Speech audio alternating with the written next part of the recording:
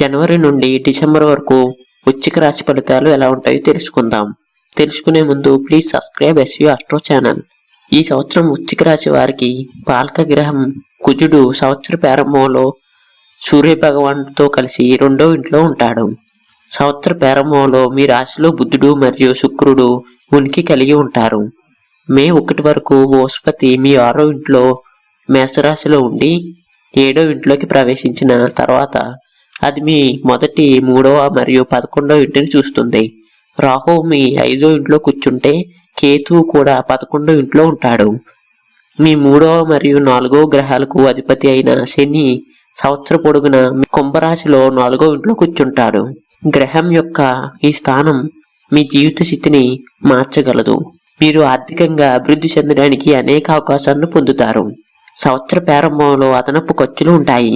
అది సంవత్సరం గడిచే కొద్దీ తగ్గిపోయి మీ ఆర్థికంగా బలపడతారు. విద్యార్థులకు ఈ సంవత్సరం కొంత బలహీనంగా ఉంటుంది కాబట్టి కష్టపడి పనిచేయటంపై దృష్టి పెట్టాలి. మీరు పనిని పూర్తి చేయడంలో బిజీగా ఉంటారు. ఈ కారణంగా కుటుంబం పట్ల కొంత జాగ్రత్త తీసుకోవటం మంచిది. వైవాహిక జీవితానికి ఈ సంవత్సరం కొంత బలహీనంగా ఉంటుంది కాబట్టి మీరు దానిపై శ్రద్ధ వహించాలి. 2024వ సంవత్సరం మే నుండి మీరు కొత్త వ్యాపారాన్ని ప్రారంభించవచ్చు. దీని ద్వారా మీరు మరిన్ని విజయావకాశాలను పొందవచ్చు. Please subscribe SV astro channel.